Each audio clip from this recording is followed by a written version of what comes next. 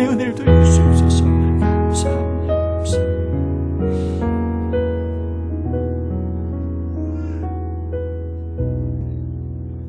예수님의 이름으로 기도드립니다. 아멘. 우리의 죄를 사해 주시는 죄사함의 말씀을 전합니다. 육신을 따르는 자는 육신의 일을, 영을 따르는 자는 영의 일을 생각하나니 육신의 생각은 사망이요 영의 생각은 생명과 평안이니라. 아멘. 우리 샬롬 찬양대가요 추수감사주를 맞이해서 특별히 찬양을 준비했습니다. 여러분, 찬양에 하나님께 영광이고 우리 모두에게는 은혜가 되시길 바랍니다.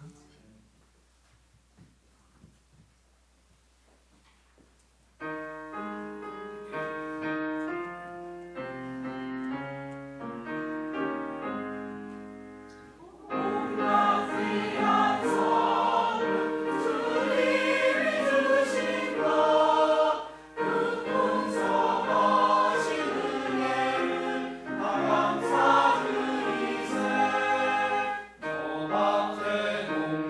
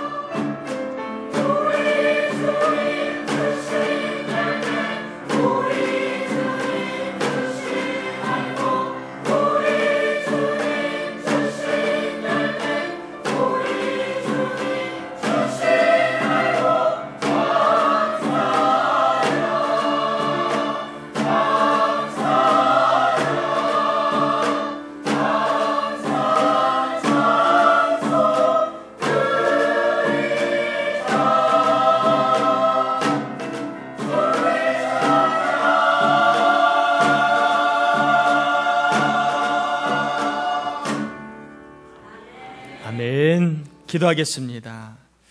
하나님 찬양으로 은혜 주심을 감사합니다.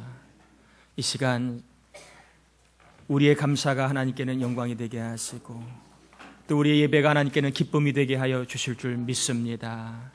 예배하다가 말씀을 듣다가 믿음이 생겨나게 하시고 말씀을 듣다가 평안함이 임하게 하시고 말씀을 듣다가 하나님의 치유의 은혜를 영과 육이 경험하게 도와 주시옵소서. 예수님의 이름으로 기도드립니다. 아멘. 요한복음 8장입니다. 41절에서 51절까지. 요한복음 8장 41절에서 51절까지 우리 한 절씩 교독해서 하나님 말씀 받도록 하겠습니다. 요한복음 8장 41절에서 51절까지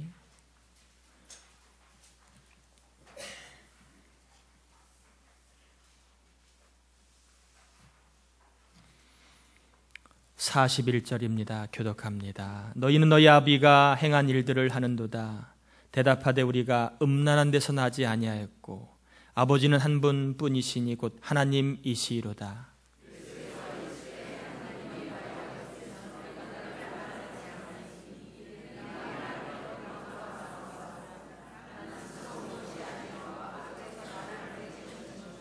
어찌하여 내 말을 깨닫지 못하느냐? 이는 내 말을 들을 줄 알지 못함이로다.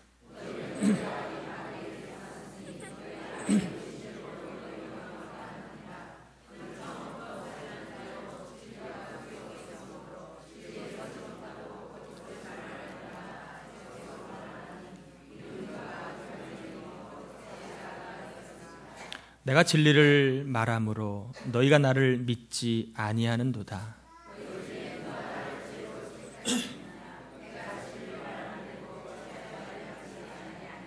하나님께 속한 자는 하나님의 말씀을 듣나니 너희가 듣지 아니함은 하나님께 속하지 아니하였음이로다.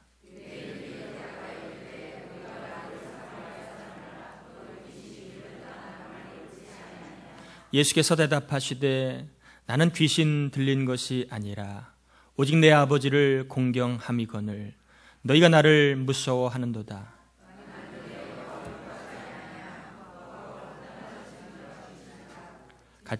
같이요 진실로 진실로 너희에게 이르노니 사람이 내 말을 지키면 영원히 죽음을 보지 아니하리라. 아멘. 2012년 추수감사주의를 지키는 여러분에게 하나님의 은혜와 또한 하나님의 은총이 가득하기를 축복합니다.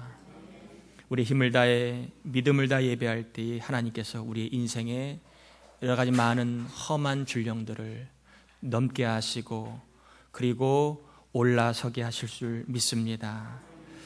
오늘 요한복음 8장 41절에서 51절까지의 말씀인데요. 하나님의 혈통이 흐르기에 라고 하는 제목으로 하나님의 말씀을 전하도록 하겠습니다. 본문 41절에 보면 주어가 너희는 이라고 인칭대명사가 나옵니다. 너희는 누구일까요? 너희라고 말하는 이 사람들은 누구를 말하는 것일까요? 이 사람들은 바로 서기관들과 바리새인들을 향한 말입니다. 사람들을 공격하고 정죄하고 심지어는 예수님을 무시하고 오해하는 사람을 향해서 인칭하는 대명사가 너희라고 하는 것입니다. 이 너희에 대해서 예수님이 뭐라고 평가를 내리시느냐 하면 44절에 보면 이 서기관들과 바리새인들을 향해서 너희는 너희 아비가 마귀고 너희는 마귀에게서 났다 이렇게 이야기합니다. 종교적으로 신분적으로 상당히 지도자 계층에 있는 사람들임에도 불구하고 예수님은 이들을 향해서 너희는 마귀 자식이다, 너희 아비는 마귀다라고 이야기를 하고 있습니다. 우리가 인정하건 인정하지 않건 영의 세계가 존재하고 있습니다. 이 영의 세계는 마귀가 지배하는 영의 세계가 있고 성령님이 지배하는 그러한 영의 세계가 있습니다. 우리가 이 사실을 통해서 이 영의 세계가 존재함을 우리가 인정하고 인정하지 않건 알아야 됩니다. 육신적으로 멀쩡한 지도자를 향해 예수님은 마귀 새끼라고 말한 걸 보면 무엇인가 영의 세계가 있다라고 하는 것이지요.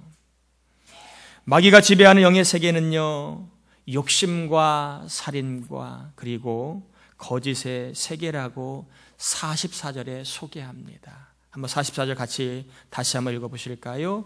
너희는 너희 아비 마귀에게서 났으니 너희 아비의 욕심대로 너희도 행하고자 하느니라.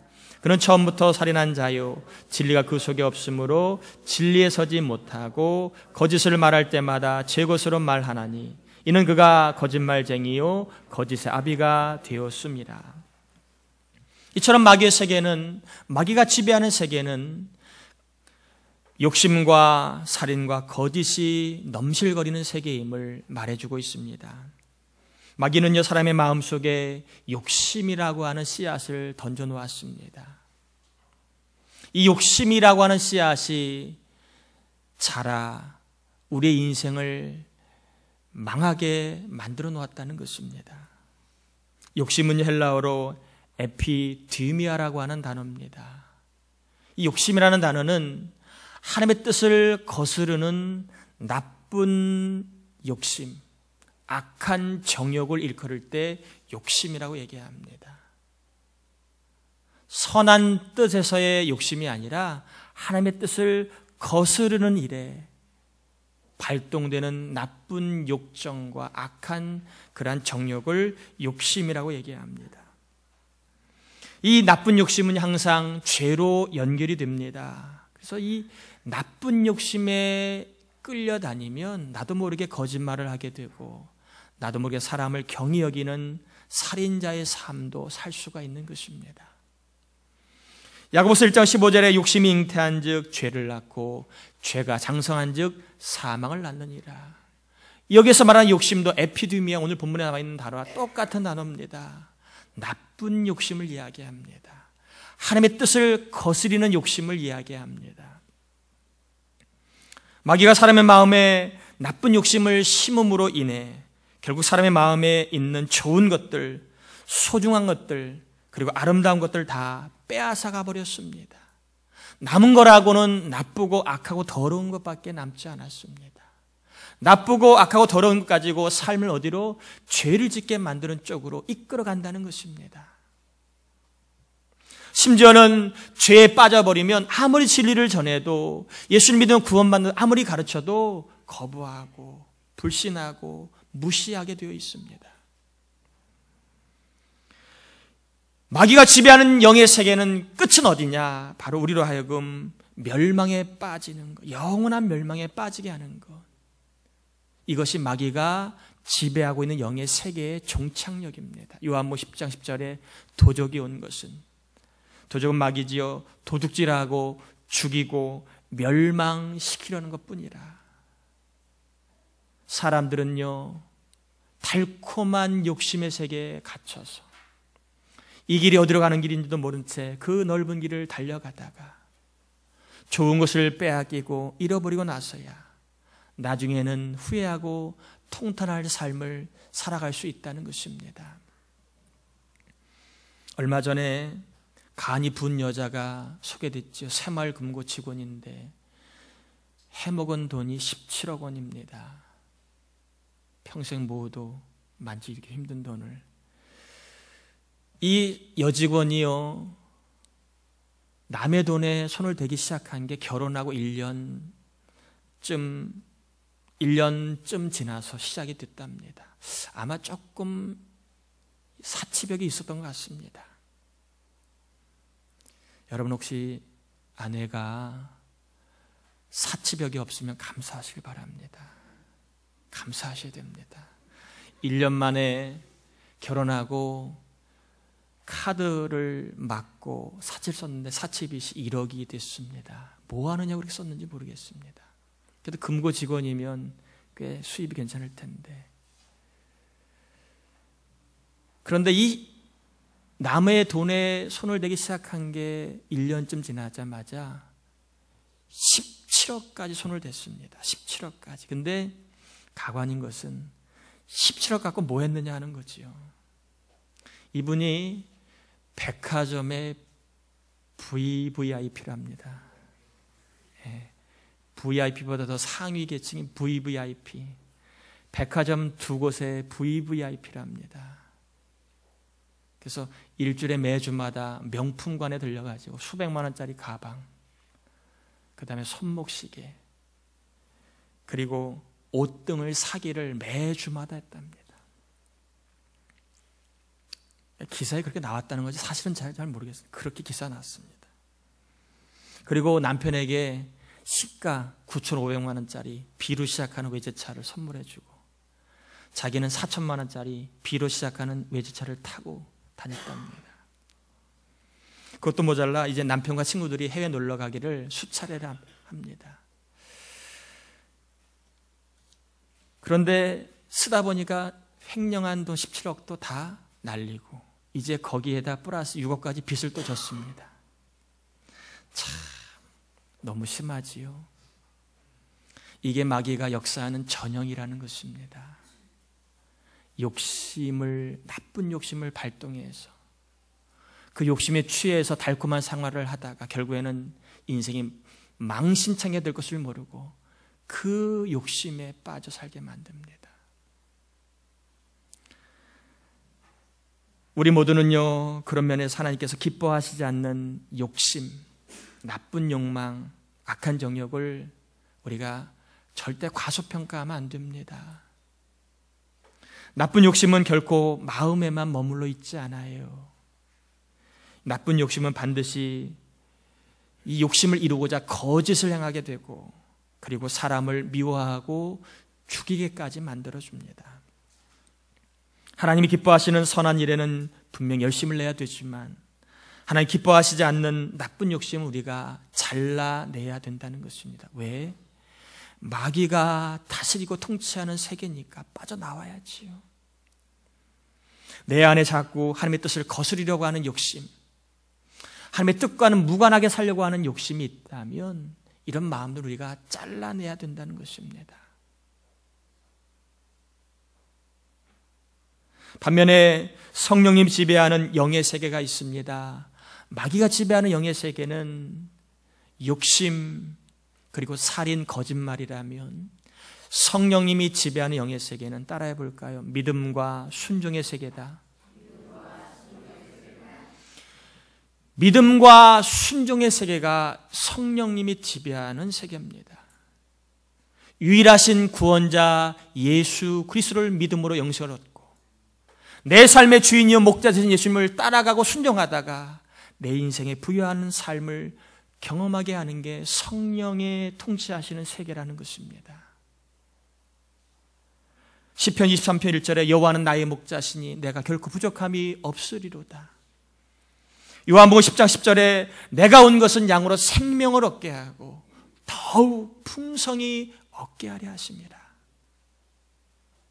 성령님이 통치하시는 세상은 저와 여러분이 부유함을 경험하게 하고 저와 여러분이 부족함이 없는 삶을 경험하게 하는 세계라는 것인데 이 세계에는 반드시 믿음과 순종이라고 하는 과정이 동반되어야 한다는 것입니다. 예수님께서는요 서두에 말씀드린 너희라고 하는 부류와 다른 부류를 소개하고 있습니다. 여러분 한번 47절 한번 같이 읽어보실까요? 어떤 부류인가? 너희와는 다른 부류가 어떤 부류인가 한번 47절 한번 같이 읽어보며 찾아보도록 하겠습니다. 하나님께 속한 자는 하나님의 말씀을 듣나니 너희가 듣지 아니함은 하나님께 속하지 아니하였음이로다. 너희와는 서기관과 바른 다른 부류가 누구일까요? 바로 하나님께 속한 자. 이 부류를 예수님은 이야기하고 있습니다. 하나님께 속한 사람들은 하나님께 속한 자는 어떠한 삶을 살까요? 하나님의 말씀을 진리로 듣는 사람이라는 것입니다. 역으로 이야기하면 하나님의 말씀을 진리로 듣지 않는 사람은 하나님께 속한 사람은 아니라는 것입니다. 하나님께 속한 사람은 또 어떤 사람입니까? 42절 한번 같이 읽어보실까요? 42절입니다. 예수께서 이르시되 하나님이 너희 아버지였으면 너희가 나를 사랑하였으리니 이는 내가 하나님께로부터 나와서 왔음이라. 나는 스스로 온 것이 아니요 아버지께서 나를 보내신 것이니라. 하나님께 속한 사람은 어떤 삶을 살까요? 예수님을 사랑한다는 것입니다. 그러므로 하나님께 속한 자는 누구인가?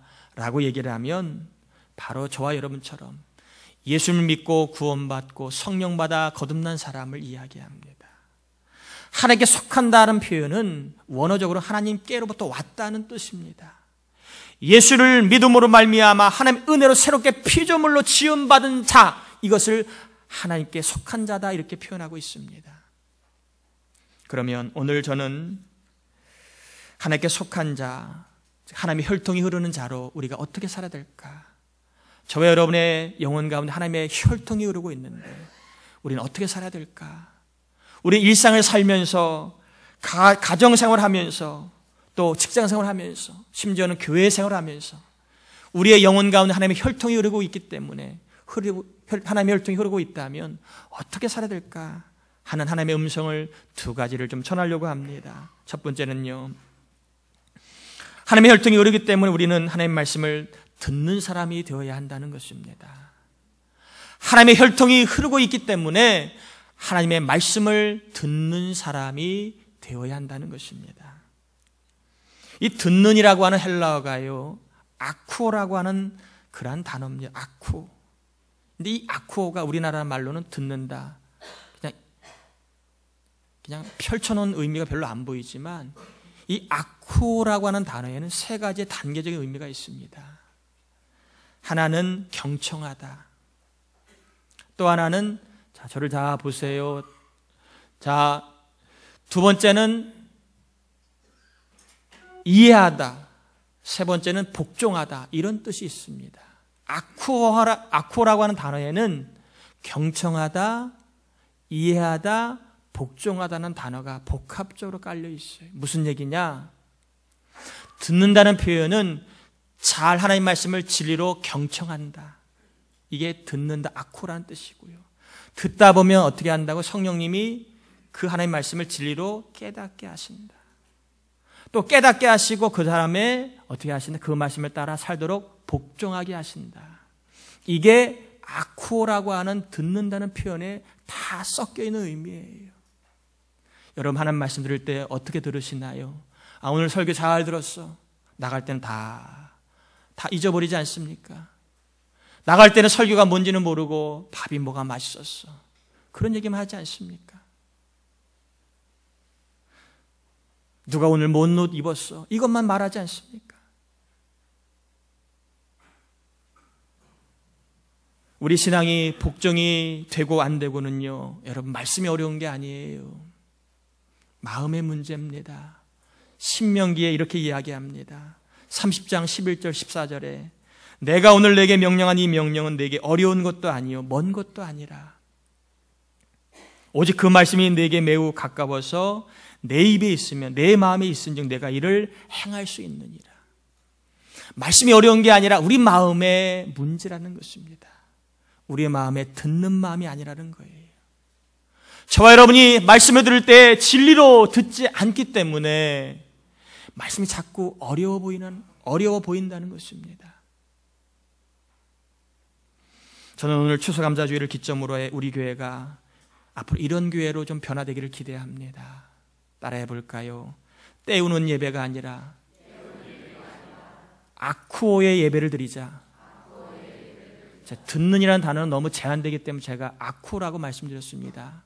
경청한다, 이해한다, 복종한다. 아쿠오의 예배. 때우는 예배는요, 자꾸 애프터만 생각합니다. 끝나면 뭐 할까? 무슨 말 할까? 뭘 먹을까? 누구랑 인사할까? 하나님의 혈통이 흐르고 있다면 아쿠 예배를 드리시기 바랍니다. 저는 우리 교회가 아쿠 예배를 드리는 교회로 변화되기를 기대합니다. 절대 때우는 예배가 아닙니다. 아쿠 예배를 드시기 바랍니다.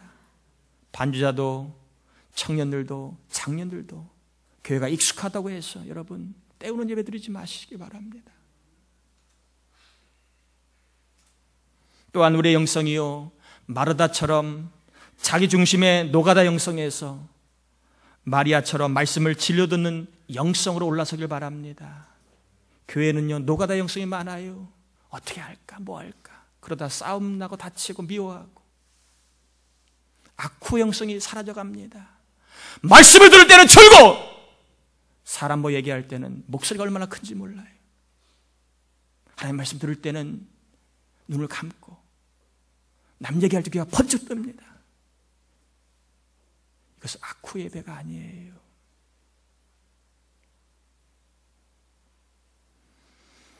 저는 우리 교회가 노가다 영성을 좀 버리시길 바랍니다. 마리아처럼 듣는 영성으로 올라서길 바랍니다. 어느 때 가장 활기가 넘쳐야 되느냐? 예배할 때입니다.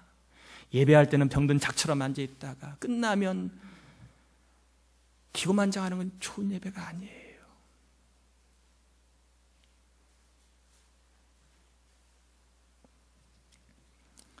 하나님의 혈통이 흐르는 사람은요 하나님의 말씀을 언제나 어디서나 무엇을 하거나 듣는 사람입니다. 들어야 깨닫게 되고 깨닫게 되면 복종하게 됩니다. 복종하며 하나님이 통치하신 하나님의 나라를 경험하게 됩니다. 하나님의 말씀을 들음으로 하나님의 나라를 경험하는 신앙으로 성장하는 우리 모두가 되기를 축복합니다. 하나님의 혈통이 흐르고 있다면 우리는 악후의 사람, 듣는 사람이 되자. 말씀을 진리로 듣고 깨닫고 복종하는 악후의 사람이 되자라고 말씀을 드렸다면 두 번째는 예수님을 사랑하는 사람이 되자는 것입니다. 예수님을 사랑하는 사람이 되자. 얼핏 보면 당연한 이야기죠. 뭘 그러십니까? 라고 할 수 있습니다. 하나님을 사랑하는 게 예수님을 사랑하는 것 누가 뭐라고 하지 않습니다. 그럼 제가 여러분에게 한번 질문해 보겠습니다. 예수님이 지금 어디 계시나요? 예수님 지금 어디 계세요? 예수님 지금 어디 계세요? 예수님 어디 계세요?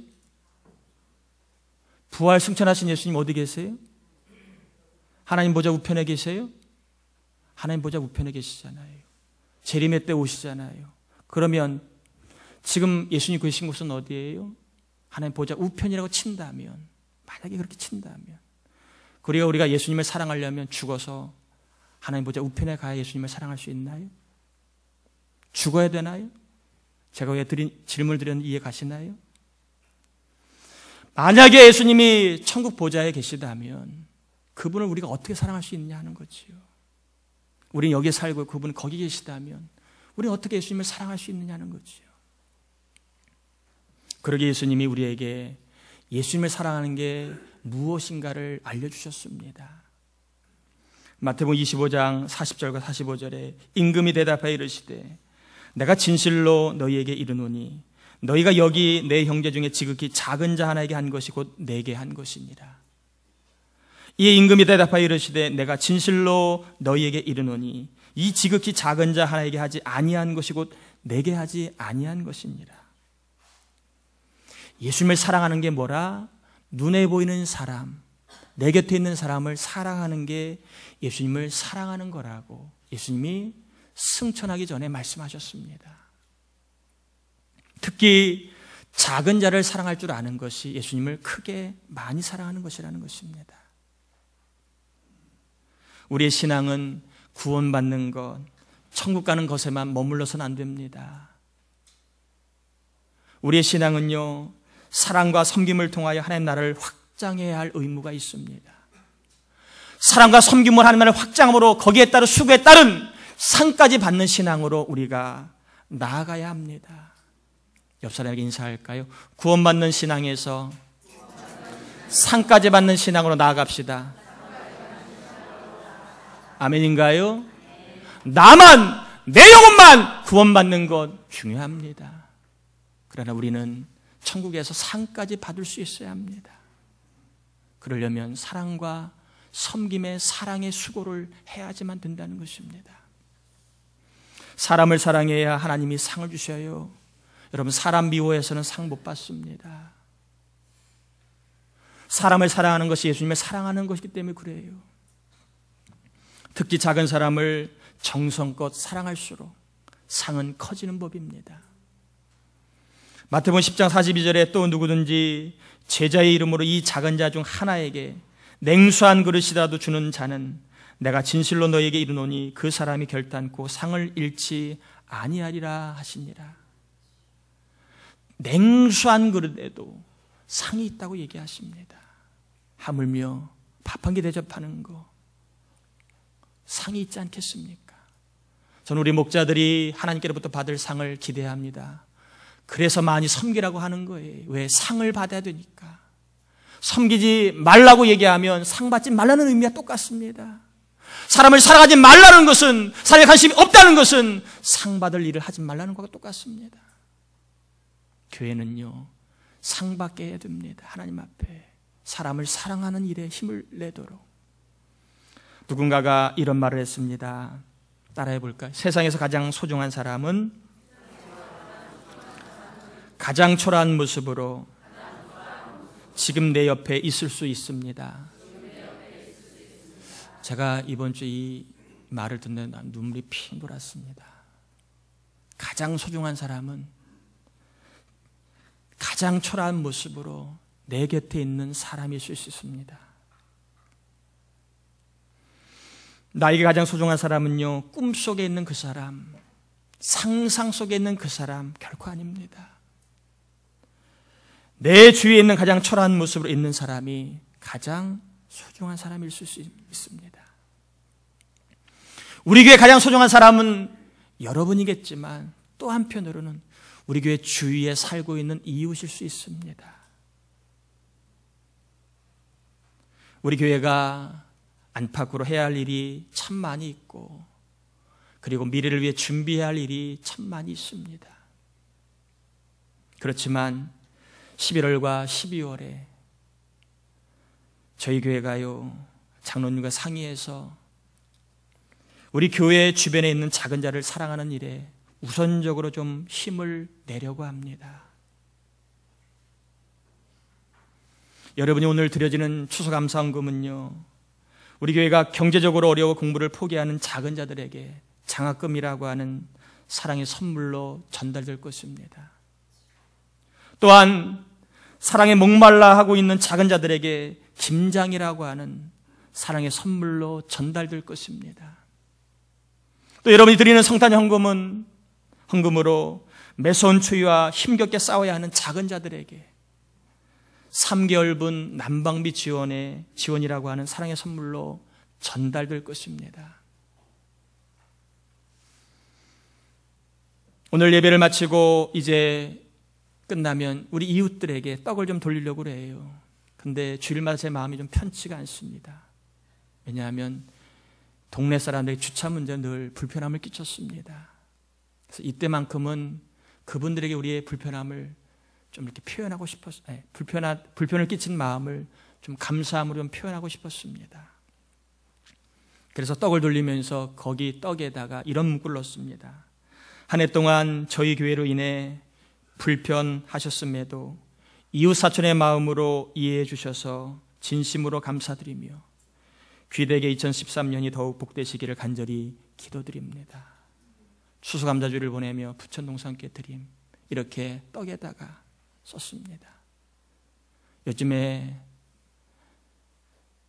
신앙인들이 매너가 없어요. 자기밖에 몰라요. 다른 사람이 불편이 되는지 안 되는지는 염두하지 않아요.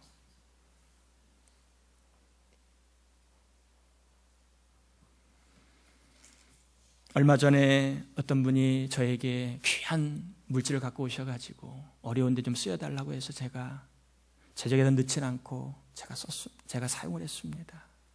정말 기도하면서 필요한 데가 있거든요. 필요한 사람이 있었거든요. 정말 도와주고 싶은 사람이 있었거든요.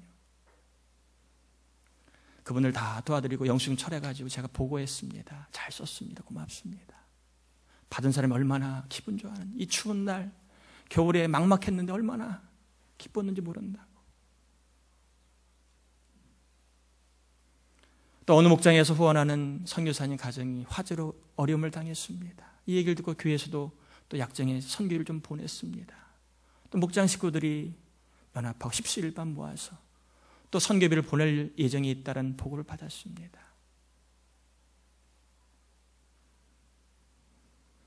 우리가 나를 위해 쓰기도 빠듯하지요. 우리 교회도 남을 도울 때는 우리를 위해서 아껴야만 가능하지 있어서 쓰는 거 아닙니다.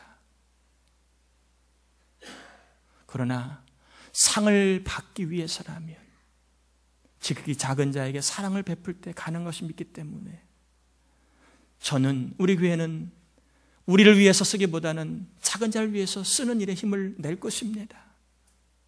작은 자를 위해 힘을 쓸 때 하나님은 상을 주실 줄 믿습니다. 이 시간 저는 교회적으로 한 일만 소개했는데요, 개인적으로 여러분에게도 권면을 드립니다. 여러분 곁에는요, 여러분의 사랑을 기다리고 있는 작은 자가 참 많이 있어요. 아내일 수 있고 남편일 수 있고 자녀일 수 있고 목원일 수 있고 새가족일 수 있고 학생일 수 있고 심지어는 직장 동료, 선배, 직원일 수도 있습니다. 하나님 그 사람들을 단지 일로만 붙들지 만나게 하지 않았습니다. 사랑을 주라고 만나게 하셨습니다.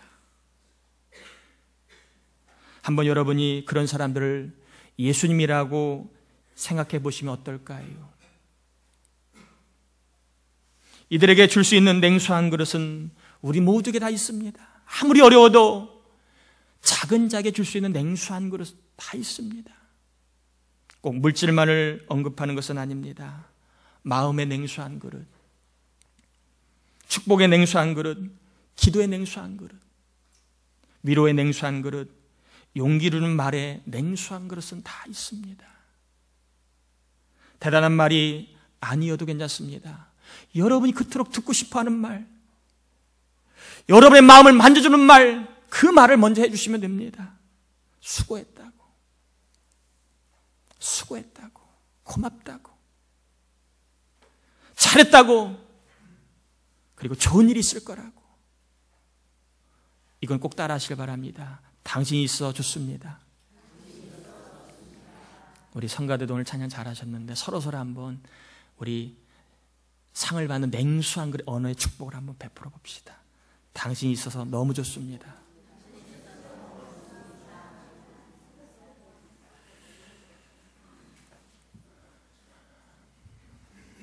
교회에서 이렇게 시키니까 아직 절대 안 하시잖아요. 집에 가면 네가 있어 개국분양이 좋다고 그러실 거 아니에요. 네가 있어 되는 게 뭐가 있냐고 그러지 마시고, 그래 지금 마음이 어떠니? 많이 힘들고 외롭지는 않니? 냉수한 그릇입니다. 제가 이 얘기 할까 말까 시간이 많이 고민인데, 요즘에 남자들 불쌍해. 여자들 제발 그 힘 가지고 남자 사랑해 주세요. 갈수록 약자가 남자래요. 삼식이, 종갓나 새끼, 영식이 다 불쌍합니다. 남자는 꼭 있어야 될 사람 1번부터 5번까지가 아내인데, 남편, 아내, 애 엄마, 와이프, 집사람 이렇게 5명인데, 여자는 꼭 있어야 될 사람 5 손가락 안에 들어가지도 찜질방이 5번째고 6번째 들어가지도 못한답니다. 우리 여자분들 제발 부탁합니다. 40 넘어가시면 남자분들 당신 있어 좋다고 냉수한 그릇 대접하세요. 아멘인가요? 안 하실랍니까? 오늘 가시면 꼭 당신 있어 너무 좋다라고 여러분 시원한 마음의 냉수한 그릇, 축복의 냉수한 그릇, 위로의 냉수한 그릇 말로 한번 시원하게 건네보시기 바랍니다. 기냥하면 또 까물 것 같으니까 합시다. 한 번 더 인사합시다. 당신 있어 너무 좋습니다. 하나님의 뜻을 거스리는 나쁜 욕심은 우리 안에 있는 좋은 것들, 믿음과 사랑을 메마르게 합니다. 그러나 우리 모두는 예수님의 보혈로 인해 하나님의 혈통이 흐르고 있기 때문에 하나님의 말씀을 듣는 악후의 영성 변화되시고, 내 주위에 있는 작은 자를 사랑하는 상까지 받는 신앙 올라서셔서 생활 가운데 부어진 하나님의 은총과 복을 풍성히 경험하시길 또한 감사가 입에서 끊이지 않는 영원히 강건한 삶을 사시기를 예수님의 이름으로 축원합니다. 우리 찬양 한 곡 하시고 좀 기도하겠습니다.